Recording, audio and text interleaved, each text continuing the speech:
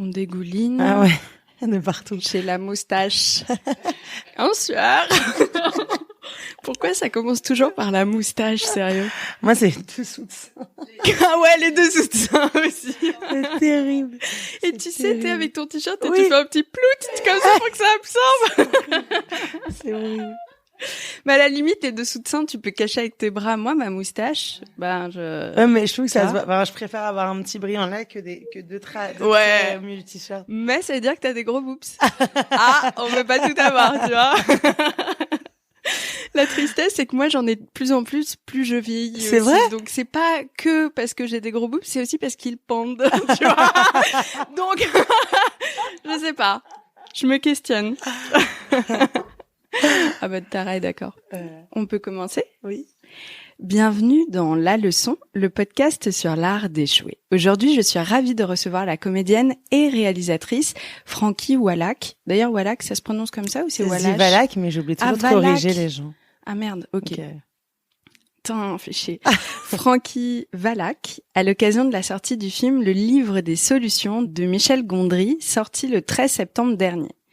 Le film est absurde dans le bon sens du terme. On n'arrête pas de rire, de se dire punaise, mais qu'est-ce qu'il est con en parlant de Pierre Ninet, dans le bon sens, hein, je l'ai dit. Et puis surtout, on se dit que waouh, Frankie crève l'écran. T'es gentil. Et puis comme si c'était pas assez, Frankie a réalisé en 2021 un film qui met en scène sa grand-mère, Trop d'amour. Alors rien que pour ça, faut l'aimer. Hello Frankie. Coucou. Bon, c'est vrai que tu crèves l'écran. T'es trop gentil. Franchement, merci. je te jure, il y a un sort de naturel chez toi. En fait, c'est waouh, ça pop quoi, c'est un truc de ouf. Merci beaucoup. Mais j'ai l'impression que tout le monde ne l'a toujours pas pensé. Toi, tu vas me raconter l'anus horribilis de ta vie, l'année où t'as raté une entrée d'école d'acting qui comptait pour toi, et puis un casting également, et ça t'a permis d'avancer sur ton propre chemin. C'est à peu près ça, non? Exactement. Je crois que c'est 2018 l'année. Ouais. Et donc je suis en école de théâtre privée à Paris. Mhm. Et donc dans cette école, on nous prépare à aller dans des écoles nationales, donc comme le conservatoire Ok. à Paris, donc qui sont des écoles gratuites, voilà, prises en charge par l'État. C'est prestigieux un très peu quand prestigieux. on dit ça. C'est l'élite. C'est grâce à ces écoles-là qu'après on peut rentrer dans ce qu'on appelle le JTN, qui est une troupe de jeunes théâtre national. Et en fait, pour y rentrer, il faut avoir fait une école nationale. Donc c'est vraiment une entrée dans le métier d'accord. pour le théâtre, où c'est beaucoup plus dur de faire du théâtre après ça si on n'a pas fait d'école nationale. Et il y en a partout, ouais. des écoles. Et toi, tu voulais faire plutôt du théâtre que du cinéma, série? Non, je voulais faire les deux, mais comme j'avais commencé jeune, j'avais déjà joué au cinéma, et le théâtre, j'avais l'impression que c'était l'élite, que c'était la langue, que c'était le prestige, et donc j'avais vraiment très envie de passer par là. En me disant que de toute façon, hein, je me disais à 40 ans, je réaliserais un film, mais je me voyais vraiment dans une carrière au théâtre avant ça. Tu fais pas tes 40 ans en tout cas. J'ai mes premières rides. Et aussi, c'est tellement un métier, comédienne, un métier qui dépend du désir de l'autre. Enfin, en tout cas, c'est ce qu'on croit. J'ai appris plus tard que non, mais ah, ça m'intéresse. Après, on en parlera. Ouais.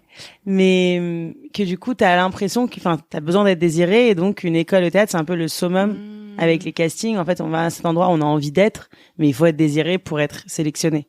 Donc, oui, c'est donc un rapport tu te dis que si on t'aime assez pour te prendre, c'est que ça va aussi déterminer ton futur succès. Ça te rassure en quelque sorte. Ok.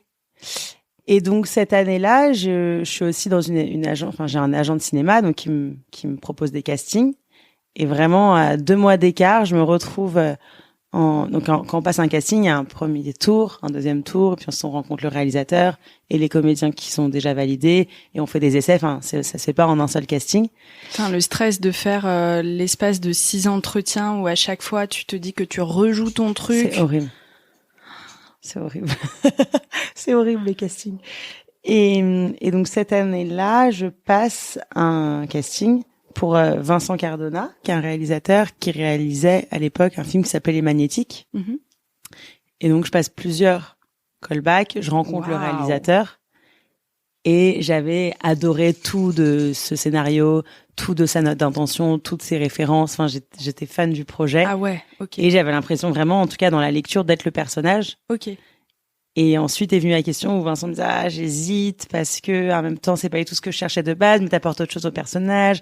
Et en fait il me faisait part de tous ces questionnements. Il m'avait écrit un mail où il m'expliquait son hésitation, et en fait son hésitation était clairement je sais pas si je veux ta personnalité ou pas. Mais oui. Donc c'est très difficile aussi parce j'étais plus jeune, je débutais dans ma carrière, donc je me suis retrouvée à faire tout ce qu'il ne faut pas faire. Une lettre de motivation. Une lettre de motivation, ce qui est anti. C'est un tu le désir en soi. Maintenant que je suis devenue réalisatrice, je comprends. Ouais. Mais voilà, c'est pareil. C'est affreux. Finalement, c'est mon agent. J'étais devenue folle, j'en avais pas de mes nuits. Tous les jours, je lançais mon agent. Est-ce que t'as des nouvelles? Est-ce que t'as des nouvelles? Ça a duré combien de temps, ça? Ça a été je dirais sur 1 mois et demi, 2 mois. Ok. Et puis c'était ma dernière année d'école, donc forcément t'as des projections. Donc je me disais là c'est parfait, j'ai ce tournage qui tombe pile quand je sors de mon école, ça va me lancer. Enfin voilà. Et mon agent m'annonce un jour qu'en fait je suis pas prise et que il va m'écrire ou il va m'appeler. Ouais, classe. Par contre le mec. Mais il ne l'a jamais fait. Non. Ça a été très difficile. Donc du coup là moi c'était la première fois aussi je pense que j'étais allée aussi loin dans une compétition de casting entre guillemets pour un aussi beau rôle. Donc c'était pour moi le rôle de ma vie qui venait de passer sous mon nez. Enfin, c'était horrible. J'étais en énorme déprime. Il y a un truc en plus un peu dangereux et ça concerne tellement tous les métiers. On fait tellement de projections en se disant ça va être le tournant de ma carrière, ça machin, ça truc. Ça se passe jamais comme ça en réalité. C'est jamais à l'endroit où on l'attend. Et donc du coup, j'étais bien triste. Et le fait est, ce film a été, je sais pas, en tout cas au César. Je sais plus dans quel festival, à Cannes, je sais plus. César, en tout cas au César. Donc il y a des photos. Ouais, il y a des photos. Le film a fait parler de soi. Tout le monde disait à quel point c'était magnifique et ça l'était. Vraiment, le scénario était déjà magnifique. Donc ça, c'était bien plus tard. D'ici là, j'avais avancé heureusement. Donc je repars en arrière. Mais en tout cas, j'avais bien senti ce rôle.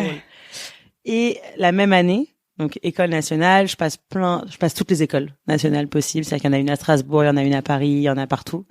Et notamment une à Lausanne. Je suis pareil, premier tour, deuxième tour, par-ci, par-là, certaines écoles, je passe jamais le dernier tour, enfin c'est terrible. Et le dernier concours qui me reste, c'est cette école à Lausanne où je suis donc au dernier tour. Donc tu mises tout dessus en plus, parce que en fait tu n'as rien d'autre, donc t'es là, J'ai rien d'autre et j'ai quand même un petit pourcentage de moi qui me dit mais tu vas te retrouver à Lausanne. À ce moment-là, je crois que je devais avoir 23 ans, donc je me dis 24 ans. Donc je me disais, tu repars dans 3 ans d'école à Lausanne, c'est pas du tout là où il y a ton agent, là où tu passes tes castings. Enfin, c'était aussi un vrai parti pris, mais ça me rassurait, ce que tu disais. Ouais, et je comprends tes hésitations aussi déjà parce que c'est hors de prix la Suisse, le stress quoi, de se demander comment est-ce qu'on va. Et en plus de ça, toi, ton réseau, t'es en train de le construire à Paris, non? Donc ça t'éloigne à mort. Et en même temps, tu sais, les écoles, ils adorent te mettre en tête que ton réseau, tu te le fais dans l'école et qu'après tu crées avec les gens de l'école, mais en fait, c'est pas tout le temps vrai. Ah, ok. Donc du coup, je m'étais dit aussi, mince, j'ai pas ma bande de théâtre, il faut que je trouve ma bande de théâtre pour qu'on crée ensemble, j'ai besoin de gens pour créer. Je m'étais vraiment mis ça en tête. Et donc du coup, je me retrouve au dernier tour de cette école. Donc c'est un stage de 4 jours, je crois. Quand même. Et tu rencontres plusieurs intervenants et le dernier que tu rencontres, c'est le directeur de l'école. Ok. Et je rencontre Ursula Meyer, qui est donc une réalisatrice qui était intervenante à ce moment-là et qui, elle, vraiment, me dit plus ou moins, mais c'est sûr, enfin, t'es prise, voilà, moi, je te vois déjà dans des films. Elle me vend vraiment, mais c'était une vraie rencontre avec elle. Et puis ensuite, je tombe sur, donc le dernier tour, sur ce directeur qui me pose la question à un moment, qui me dit, si je te donne 3 000 €, je crois que c'était, qu'est-ce que tu crées à l'école? Ah, c'est une super question, ça. Et moi, je pense que j'ai pas noté le détail à l'école et en plus, j'avais jamais pensé à faire un film. Mais je lui ai dit, je réaliserai un film avec ma grand-mère. Et il m'a dit, du coup, on est parti dans un débat et puis il a fini par me dire, du coup, t'as pas besoin d'être dans cette école. J'ai dit, pourquoi? Enfin, je vois pas du tout le rapport. Et en fait, il y avait un peu ce truc de près, ça m'était reproché d'avoir une idée, je sais pas, professionnelle. Oui, je pensais pas groupe. Et je pensais peut-être pas collectif. Je pensais à, oui, demain, si tu me donnes de l'argent, je vais pas monter un théâtre immersif dans l'école. Je vais aller en dehors de l'école et faire un projet qui sort et qui est vu. Ouais, parce que sinon, putain, ça reste de l'entre-soi et on continue à faire... Puis c'est scolaire, c'est un élève. Et puis on espère que les gens sortent du système scolaire ensuite, non? Donc j'ai pas... S'épanouissent. J'ai l'impression que d'un coup, j'étais recrutée pour... je suis très critique là d'un coup avec cette école, mais j'ai l'impression d'un coup qu'on me demande... de faire partie d'une école, c'est le cas, mais pour moi, j'étais là pour apprendre à être comédienne, pas pour être une bonne élève, tu vois. Mais tu sais, c'est intéressant ce que tu dis, ça me fait penser à l'épisode numéro 2 de La Leçon, donc c'était il y a longtemps, je suis presque embarrassée de le dire parce qu'à l'époque, je t'ai pas rodée comme aujourd'hui, tu vois, non. Mais dans cet épisode, je reçois Pauline Léniaud qui a fondé la marque Gemio de joaillerie. Et hyper intéressant, elle cartonnait dans sa vie et elle passe le concours c'est pas Lick, c'est pas Normal Sup, mais c'est quelque chose comme ça, mais version lettres. Ok. Et en fait, elle le foire totalement parce qu'ils ont décelé chez elle que c'était une entrepreneuse et c'était pas quelqu'un qui avait le système de pensée qui correspond. C'était Léna, voilà, c'est ça, c'était Léna. Elle avait pas le système de pensée qui correspondait à cette école-là. C'est pas nécessairement sa valeur qui était remise en jeu, c'était est-ce qu'elle va s'épanouir là-bas. Et en fait, ta réponse, je suis certaine, j'aimerais trop l'interviewer, le gars, mais que c'est ça. Il a dû se dire, c'est déjà quelqu'un qui a envie de s'épanouir différemment, elle est pas faite pour ça, non? Mais là où j'ai l'amertume, et pourtant je suis pas rancunière, c'est que t'as le droit, c'est bon. Il me l'a pas dit de manière encourageante. Bienveillante. Il m'a pas dit, écoute, tu vas pas être heureuse à l'école, t'as déjà cette idée qui a l'air géniale, je pense que tu tiens quelque chose, vas-y. C'était plutôt un reproche de me dire, mais t'es égoïste. Ah oui, c'est condescendant, là, du coup. Vraiment, c'était très mal fini, genre, dégage, pars de ton école. C'est pas vrai. Je m'en fous de ton école, de toute façon, elle est nulle. Et en partant, tu fais, putain, je voulais cette école. Ouais, en fait, c'était aussi un mal pour un bien, parce que, en même temps, le prof qui m'avait préparé pour cette école-là était metteur en scène. Il m'avait dit, si tu rentres pas dans l'école, moi j'ai un rôle pour toi. Et ça a d'ailleurs été un long dilemme de me dire, attends, j'ai déjà un rôle qui m'attend au théâtre. Donc je l'ai appelé en sortant en disant, c'est vraiment des cons, je l'ai pas vu. Il m'avait dit, yes, trop bien, on va faire cette pièce ensemble. Ok. Et donc dans la foulée, pour la petite histoire, j'ai donc fait cette pièce dans laquelle je jouais avec Bastien Bouillon. Et à la fin de cette pièce, j'avais donc le trou, vraiment, c'est là où je me suis pris un peu la claque de l'école est finie, la pièce est finie, c'est le néant. C'est la fameuse attente qui démarre de ce métier de comédienne. Qu'est-ce que je fais? Et aussi une espèce de perte de confiance parce que le dernier casting que j'ai passé m'a traumatisée. Aucune école de théâtre me veut, donc peut-être qu'en fait je suis vraiment une mauvaise comédienne. Et dans cette espèce de frustration, dans ce vide, c'est là où je me suis dit je peux pas laisser la place au vide, c'est impossible. Et que j'ai eu l'idée de me dire en fait faut que je fasse mon film, mais je vais faire Trop d'amour. Waouh, ok. Mais je pense que c'est même sûr si j'avais fait cette école-là ou si j'avais eu ce rôle-là. J'aurais jamais fait Trop d'amour. Peut-être qu'il y aurait eu beaucoup moins d'écho finalement avec ce rôle-là, ou en tout cas dans cette école, je me serais endormie ou je serais restée en Suisse. Enfin, je sais pas tout ce qui aurait pu se passer. C'est beau la Suisse, hein. Mais c'est très beau, mais ça a l'air très calme la Suisse. Ça me fout la boule au ventre, mais par empathie, tu vois, quand tu me dis cette espèce de vide là qu'on ressent, où c'était un super pansement sur le coup, et puis la réalité en fait c'est que j'ai fait la tournée des écoles et j'ai pas été prise. Ouais. Est-ce que tu avais déjà des explications sur les autres écoles ou alors on te laisse un peu comme ça? On te laisse comme ça. On ne dit rien. Je crois que c'était pour le conservatoire où tu reçois une note. Ah ouais. Et moi j'avais reçu un B et tu t'es prise que si t'as A. Et je crois, attends, si je dis pas de bêtises, oui c'est ça.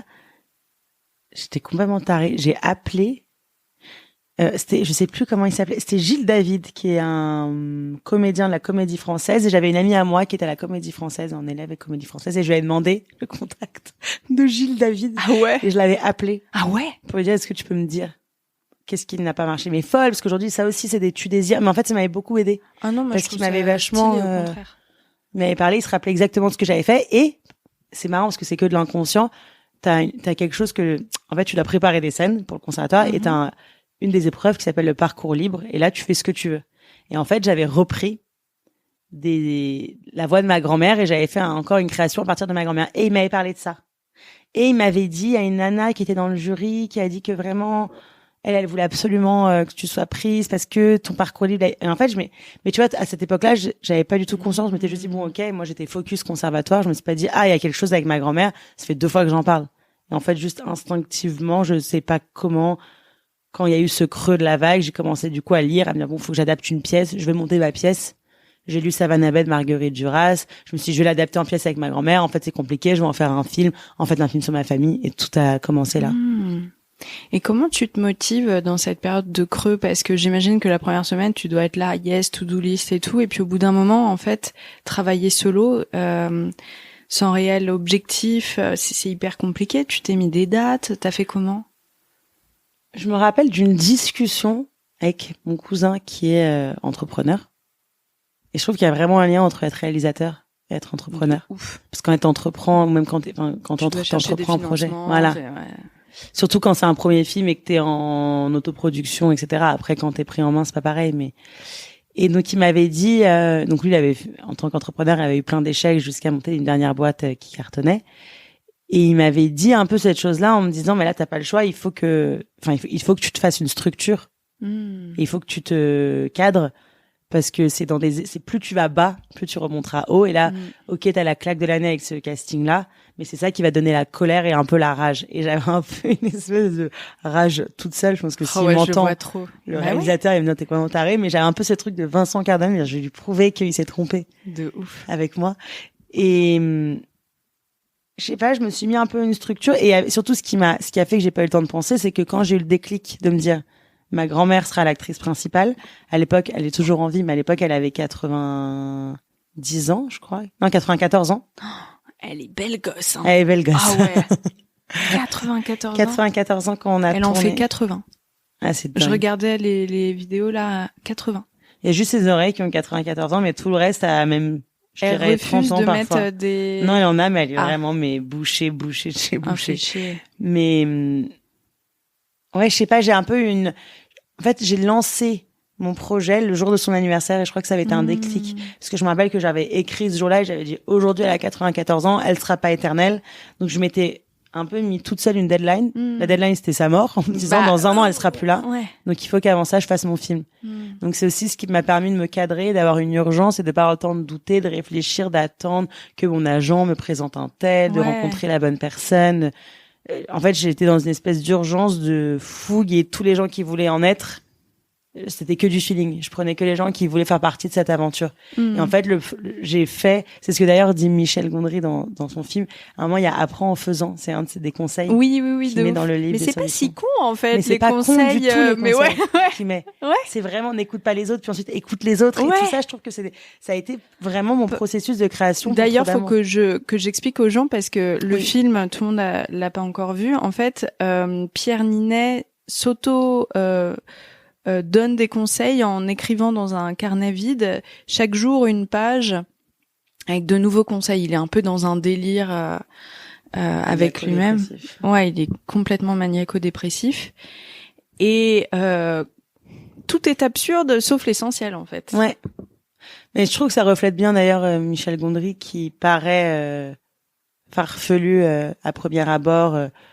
Quand on a des questions-réponses ou quand il parle, tout le monde le décrit vraiment comme un espèce de génie qui est dans son monde, etc. Ah ouais.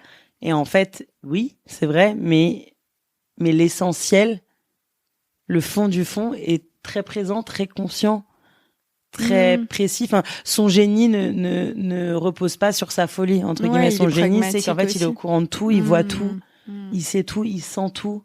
Il est pas du tout aveugle, un peu, il est très comparable d'ailleurs à ma grand-mère, à mamie Julia, ou pareil, parce qu'elle est sourde, parce qu'elle est vieille, on dit qu'elle voit rien et qu'elle entend rien.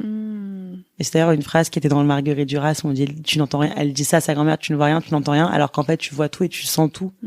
Je trouve que ça marche pour tous ces personnages-là. À la fois pour le personnage en Duras, pour ma grand-mère et pour, Gondry. Et puis ces trois. C'est vrai que quand on enlève un sens, les autres se développent et j'imagine que tout d'un coup, on devient tellement plus observatrice de sortes de micro-mouvements. Enfin, il y a un sort de truc qui se développe comme ça. Ouais, c'est vrai, t'as raison, ça, peut-être que c'est dû à sa surdité. Je sais pas. En tout cas, elle voit tout, elle entend tout. En tout cas, elle sent tout. Comme Michel. C'est intéressant. Est-ce qu'on peut faire une mini parenthèse sur le fait de bosser avec Michel Gondry? J'ai un épisode que j'ai enregistré cet été que j'ai adoré avec Guylaine Londez, qui est devenue une amie qui a joué dans Benedetta et elle m'a raconté le tournage qui était vraiment passionnant. Comment est-ce qu'il fait Michel Gondry pour diriger les gens? Est-ce qu'il laisse faire? Est-ce qu'il y a de l'impro? Franchement, je trouve ça hyper intéressant.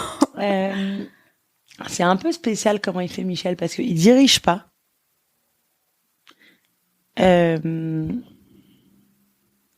il dirige bien sûr tout ce qui est, il est très concentré sur tout, sur le plateau, sur l'émotion, sur tout ce qui se passe, mais il va pas venir donner des conseils oui, c'est ça, il y a une différence entre les réals, quoi. Ouais, c'est pas dans la direction, il m'a pas amené dans des, c'est pas comme s'il me faisait une masterclass de jeu. En revanche, il a une manière aussi farfelue qu'il est d'aller là où il veut aller, et il sait très bien où il veut aller.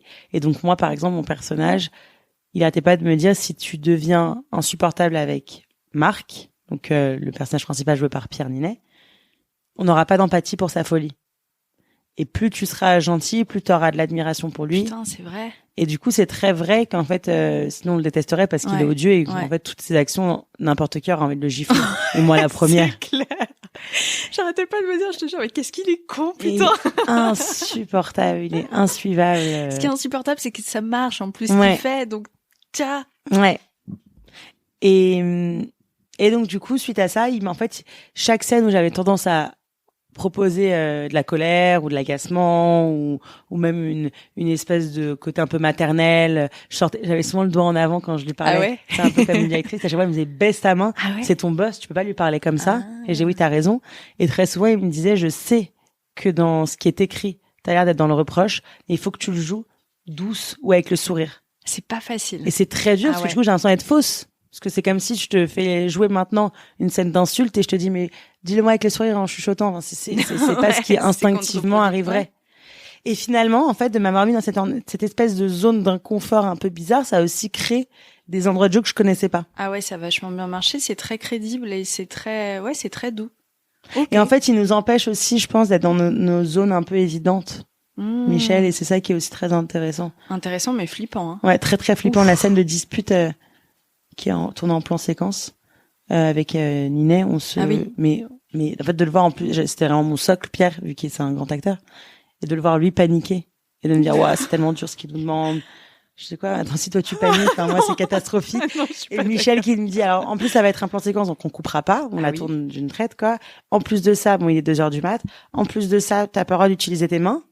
D'ailleurs dans la scène, si tu remarques, j'ai vraiment les mains posées, je suis agrippée au meuble de cuisine parce qu'il voulait pas que j'aille dans la facilité de m'énerver en utilisant mes mains, etc. Et il m'a même demandé de faire une prise en chuchotant. Genre vraiment, à 2h du matin. À 2h du matin. Mais c'est vrai qu'en fait, je lui ai redemandé récemment, mais pourquoi tu m'as fait faire ça? C'était horrible. Même si ça marche, et il m'avait dit, mais non, mais en fait, au moins, je te déplaçais. Comme tu étais dans une musique évidente, où t'allais vraiment dans un endroit que tu connais, de te mettre dans un endroit où d'un coup, t'as plus tes mains, t'as plus ça, t'as des règles de jeu, il y a autre chose qui vient. Et j'ai trouvé ça très intéressant. Mais c'est là où t'es la meilleure, honnêtement, quand t'as des sortes de restrictions, Enfin, moi, je trouve que c'est vraiment là où on est les meilleurs, c'est que le stress fait qu'il y a un truc qui se produit, quoi. Je suis d'accord. Mais tu t'en rends pas compte sur le coup. Ah non, sur le coup, tu le détestes. Sur le coup, tu dis, ah là, mais je suis horrible. Bon, parenthèse fermée, mais c'était super intéressant. Donc, du coup, tu commences à produire littéralement ton film. Comment est-ce que tu fais pour avoir des financements? Parce que c'est ton premier. Oui, en fait, entre guillemets, je suis tellement plus bactère à ce moment-là, même dans le moral, etc., que je me dis que tout ne peut être que mieux. Ouais, parce que de toute façon, je suis pas tombée plus bas. C'est ça le principe de la leçon. Heureusement, putain. Heureusement que ça existe. Sinon, ce serait badant. Donc du coup, je me dis, je reprends cette pièce donc de Marguerite Duras qui s'appelle Savane Abeille. Je commence à extraire quelques scènes. Puis ensuite, je commence à réécrire, donc n'importe quoi. Je réécris du Duras avec mes mots en me disant, mais moi, ma grand-mère, elle le dirait comme ça. Mais finalement, ça commence à donner des semblants de scènes. Et je reviens, j'ai un document de 30 pages. J'ai une amie à ce moment-là qui s'appelle Zoé Policino qui m'aide à le structurer. Et puis ensuite, je me lance. J'appelle Agnès Surstel en lui disant, j'ai un rôle pour toi. Elle me dit, attends, je suis enceinte. Je dis, très bien, je réécris le rôle, tu seras enceinte dans le rôle. Puis ensuite, elle lit le scénario. Elle me dit, mais Francky, il y a vraiment une bonne base, mais il y a vraiment moyen que parce que moi, à ce moment-là, c'était un court-métrage, pardon. Ah. Elle me dit, mais il y a moyen d'en faire un long et que ce soit produit et puis d'approfondir le scénario. Donc, j'ai dit, génial, tu connais des prods. Puis ensuite, je me dis, non, en fait, pas besoin de prod. Dans ma tête, les producteurs, c'était des requins, des méchants. Donc, je me dis, non, je vais le produire seul. Donc, je fais une campagne de financement participatif sur Kickstarter. J'ai aucune notion, je demande 5 000 € en pensant que c'est dur, beaucoup. En plus de faire son auto-promo. C'est une campagne présidentielle. Vraiment. Si tu dois demander de la thune, c'est très dur, je trouve. C'est très dur, et en même temps, moi, j'avais toujours ma grand-mère qui était mon meilleur bouclier. Parce qu'à la fois, j'ai les gars, elle a vécu le pire, c'est honteux si vous l'honorez pas. Oui, c'est pas mal. Non, vraiment, j'utilisais ça. Écoute, faut bien que ça serve. Oui, tu vois. Que son héritage dramatique serve à de l'art, tant mieux. Et puis, il y avait aussi ce truc elle est super vieille, donc c'est maintenant ou jamais si vous voulez en être. Et finalement, ça a rassemblé beaucoup plus de gens que prévu, vu qu'il y a eu 252 personnes qui ont donné. C'est beaucoup. Il y a eu 20 000 € alors que j'en avais demandé 5 000. Et je pensais que c'était énorme. Donc c'est là où j'ai commencé à rencontrer un producteur, n'ayant aucune idée de qui il était, qui s'appelait Patrick Sobelman. J'ai compris que c'était un grand monsieur quand je suis rentrée dans la prod et que j'ai vu toutes les affiches de films que je connaissais. Mais sur le coup, je m'étais pas du tout renseignée. Et on s'est rencontrés, il a lu, il m'a dit, mais c'est génial, il faut que t'en fasses un jour un long. Et puis j'ai dit, bah non, en fait, je vais en faire un long maintenant. Il m'a dit, tu sais que c'est long à écrire. J'ai dit, non, on va l'écrire cet été. J'ai écrit pendant l'été, je l'ai envoyé en lui disant, moi, de toute façon, je tourne en septembre, c'est où tu veux en être ou non. Et il m'a dit, bah, j'en serai, mais en octobre. Pour moi, c'était le bout du monde. Bah oui, je comprends. Je me dis, mais non, un mois de plus, si ma grand-mère meurt, t'imagines, ça me... Et puis j'avais un peu le trauma du, mine de rien, je pense, du casting et de ce métier où t'as souvent plein de projets qui ne se font jamais. Donc je m'étais dit, non, faut pas que j'attende. Donc j'ai attendu. Le film s'est fait. Et c'est d'ailleurs drôle parce que on était en partenariat avec la Cinéfabrique, qui est une école à Lyon.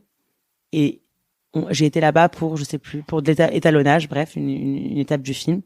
Et dans le bureau à côté, il y avait Vincent Cardona, qui était en train de terminer le montage de son film. Mais arrête. Et alors, on s'est jamais croisés, mais j'avais vu le nom et puis tout, on me disait qu'il était là en train de monter. Et dans ma tête, je me disais, mais c'est dingue. Et en fait, on s'est retrouvés la même année à sortir notre film en même temps. Enfin, c'est fou parce qu'en fait, comme moi, j'avais pas fait de financement et que j'avais écrit très rapidement et que lui, à côté, bah, c'est tellement long de faire un métrage. Dans le timing, on s'est retrouvés en même temps. Et je me suis dit, elle est vraiment là, la leçon. Ah ouais. C'est qu'en fait, c'est mon échec avec lui qui fait que je suis dans la salle de montage collée à lui. Tu te rends compte? Et je suis en train et puis je me suis offert mon plus beau rôle. Donc je trouve que là, vraiment ton podcast, le titre de ton podcast se tient à ce moment précis. Il est ouf. Ouais. Surtout que c'est bien lui le nom pour qui tu disais je prendrais ma revanche. Ouais, c'est fou. Waouh, franchement la vie parfois elle a de l'humour. C'est fou, ouais. Et puis même, je pense que ce qui a aidé, et c'est ce dont ton podcast parle souvent, de résilience aussi, et de dire bon bah je me relève. Voilà, malgré l'obstacle, je sais que c'est une mentalité que ma grand-mère a, bien évidemment, et qu'elle m'a transmis. Est-ce qu'on pourrait expliquer pourquoi? C'est vrai que depuis tout à l'heure, on dit elle a vécu des choses dures, mais oui, c'est une ancienne donc rescapée des camps d'Auschwitz, et où elle a passé 2 ans, où elle a perdu donc toute sa famille, et quand elle en est sortie, elle avait 18 ans. Elle est restée combien de temps là-bas? Même pas 17 ans. Elle est restée 2 ans. 2 ans.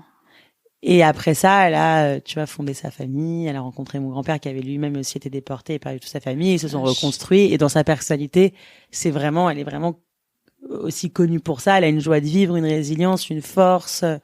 Elle est très, très, très positive. Elle craque jamais. Et je pense que c'est quelque chose qu'elle m'a énormément transmis. Et que ton podcast comporte aussi cette idée de dire, bon, bah, même si je tombe, je me relève. Et surtout que moi, me dire j'ai raté un casting là où elle a été déportée, elle a perdu toute sa famille, il y a un côté où je me dis attends. Et il y a un peu une idée et un leitmotiv que j'ai dans ma vie qui est que rien n'est grave sauf la mort. Et quand je vois qu'elle-même c'est un peu le truc que j'ai compris récemment. Si elle-même s'est relevée de la mort, je me dis bon en fait je pense que j'aurais le bagou les épaules et j'aurais la force de le faire, mais en tout cas, c'est pas un casting ou un refus d'une école qui peut faire que je m'écroule. Et d'ailleurs, c'est marrant parce que les écoles, elles ont tendance, j'en parlais la dernière fois avec une comédienne, Galatea Bellucci, qui me disait, elle aussi avait vécu plein d'échecs dans des écoles de théâtre. Et on remarquait que souvent les profs ou les directeurs nous disent à la fin de l'école, mais, soi-disant rassurant, mais t'inquiète pas, hein, si vraiment tu veux faire carrière, tu pourras toujours le faire. Comme si d'un coup ils te donnaient une espèce d'autorisation et à chaque fois t'as envie de leur dire, mais en fait, je sais que je peux faire carrière malgré ton école. Cette espèce de fausse peine désagréable. Ouais, un peu condescendant. Ouais. Il y aura encore les publicités pour yaourt. Ouais. Tu sais, ils ont besoin de gens aussi. En vrai, je dis ça, moi, je serais trop contente de faire des pubs pour yaourt. Les pubs pour yaourt, recrutez-moi. Enfin, t'as capté, quoi. C'est dingue. C'est trop beau parce que, c'est fou à quel point l'empreinte familiale peut aussi déterminer ta manière de penser. L'énergie aussi que ça te donne dans la vie. On n'est pas tous à égalité là-dessus. Il y en a qui ont une famille qui pompe l'énergie, d'autres qui en donne à revendre, tu vois. Mais après, tu vois, je trouve que tu peux, si je prends toujours l'exemple de ma grand-mère, tu peux quand même tirer toujours le positif de tout ce que tu veux parce que elle, par exemple, elle me parle très souvent de ses parents, de toute l'énergie qu'ils lui ont donnée alors qu'en soi, elle les a connus 15 ans, quand tu penses. Donc, c'est quand même peu. Enfin, quand aujourd'hui elle m'en parle comme si elle avait vécu toute sa vie avec eux alors qu'elle les a connus que 15 ans, elle a 98 ans. Enfin, c'est dingue et ça a l'air de l'avoir vachement construite, alors qu'elle aurait pu très bien se raconter à travers la guerre. Mais elle a pas choisi ça. C'est vrai. Ou quand tu prends même l'exemple d'une Maïwenn qui a vécu, qui a une histoire familiale très compliquée, elle en a fait des films. Enfin, je trouve que t'as toujours un moyen, et encore plus quand, dans nos métiers, en tout cas, d'auteur, scénariste, réalisateur, de transformer, parce qu'on peut aussi dire, moi, il y a des moments où on me reprochait, on me disait, mais finalement, au tout début, quand t'as des gens qui veulent te mettre des bâtons dans les roues, on me disait, mais donc, du coup, ton film, c'est sur quoi? C'est sur souffrir de trop d'amour, comme si d'un coup, d'avoir finalement été mais la reçu. tristesse de dire ça. Ouais, mais. Non, mais c'est des gens qui savent pas aimer. Enfin, c'est horrible. Non, mais c'est hyper horrible. C'est horrible. Mais tu vois ce que je veux dire, t'as toujours quand même ce truc où on va te reprocher d'avoir pas assez vécu de choses dramatiques, ou alors, enfin, tu vois, il y a toujours, je pense que c'est vraiment à toi de faire, ne pas écouter les autres. Michel Gondry. Ouais, non, c'est vrai de mettre des bouchons, des boules caisses et filtrer un petit peu ce qu'on te dit. Oui, parce qu'avec c'est comme si avec la même vie, tu peux faire, t'as forcément des choix que tu fais toi, des occasions que tu crées toi, et t'en fais un peu ce que tu veux, et si là tu te mets à écouter dans ce cas-là les autres qui vont à chaque fois te raconter autrement, enfin, il y a que toi qui peux te raconter. C'est clair. Bah, c'est ce que t'as fait d'ailleurs. Oui. C'est cool que t'aies pas pris la voie classique parce que ça t'a poussé, à t'épanouir plus vite finalement. Je pense tu vraiment l'aurais fait que ce film, je pense, mais peut-être je sais même pas, parce que ma grand-mère aujourd'hui déjà, bon, elle est toujours là, mais elle a 98 ans, c'est impossible aujourd'hui, elle a vraiment vieilli. Donc en fait, à 2 ans près, enfin après le Covid, il y a vraiment eu un changement, et à 2 ans près, elle aurait jamais pu jouer dans le film. Donc mine de rien, je pense que ce film, enfin c'est même sûr, ce film-là, en tout cas celui-là, n'aurait jamais existé si j'avais été prise dans une école ou même, encore une fois, même si j'avais fait ce film-là, Les Magnétiques, parce que j'aurais été nourri, ton ego aurait été nourri, ta fierté, etc. Et t'aurais pas eu besoin d'aller trouver cette ressource par toi-même puisqu'on te l'aurait apporté. Ouais. Et je pensais, tu vois, même là, pour le deuxième film, je t'ai dit, bon, entre guillemets, j'ai cravaché, j'ai tout fait à la sueur de mon front. Le deuxième, tout va venir à moi et ça va être plus simple. Et en fait, même si certaines choses sont venues à moi, et j'ai eu de la chance après ce film-là, ça fait 1 an qu'il est sorti, et finalement, je trouve qu'en 1 an, mais qu'est-ce que j'ai dormi? Enfin, en fait, j'ai tellement pris ce qui venait à moi qu'entre guillemets, j'ai pris mon temps, alors que quand il était question pour Trop d'amour, en 2 mois, le scénario était écrit. En 1 mois après, il était produit. Et 1 mois après, je tournais. Enfin, en 5 mois, ma vie, elle a changé. Non, c'est dingue. Et là, je me dis, en 1 an, j'en suis à écrire, etc. Et j'ai eu une espèce de revival il y a 1 mois où je me suis dit, en fait, j'ai envie de reprendre cette énergie-là du rien, et qui fait que tu crées beaucoup mieux. C'est ça le souci, c'est que parfois on apprend beaucoup plus vite après un échec, et les réussites, on est à la cool, quoi. Même je vais Michel, pas vous dire des cheveux pour autant. Mais... Non, mais tu vois l'exemple de ce film-là, le livre des solutions. Finalement, Michel Gondry, il a fait L'écume des jours, qui je pense n'a pas aussi bien marché que vu le coût du film, etc. Donc, il le dira mieux que moi, mais je pense que ça peut être une forme d'échec pour lui. Et finalement, dans ce film-là, il raconte toute cette mauvaise expérience de L'écume des jours. Donc en fait, il en fait un film. En tout cas, ce film-là, on verra le nombre d'entrées au final, mais il a été accueilli à Cannes, l'accueil est incroyable, et les critiques sont super. Donc je pense que finalement, c'est l'échec de L'écume des jours et qui lui a permis de créer quelque chose aujourd'hui et de remonter la pente aussi. La boucle est bouclée, on va terminer là-dessus. J'aurais bien aimé parler avec toi plus longtemps, mais t'as des rendez-vous après. Faut que t'ailles à Neuilly, je crois. Je sais même pas où fin fond, c'est ça, à Neuilly. Pour la suite. Merci beaucoup, Francky, c'était trop intéressant, et tu fais un gros bisou à ta grand-mère de ma part. Et lisez, j'ai lu le livre de ma vie cet été sur c'est Joseph Kessel, ça s'appelle alors c'est un autre de Kessel. Les mains du miracle, c'est sur un homme qui a sauvé des millions de juifs lors de la Seconde Guerre mondiale et qui est trop peu connu. Est-ce que c'est le médecin? C'est Félix Kersten, exactement, c'est un médecin. Alors je crois, si j'ai pas de bêtises, qu'il y a un film qui est en train de se faire sur ça. Oh putain, voilà, je me disais, faut absolument faire un film, il est magnifique. Bon voilà, lisez-le avant que le film ne sorte. J'espère que cet épisode vous a plu. Pour suivre les coulisses du podcast, n'hésitez pas à me follower sur Instagram, @Paulette_Grisoni, sur Twitter, podcast LL en majuscule, ou sur Facebook, La Leçon Podcast. On se dit à très vite pour un nouvel épisode.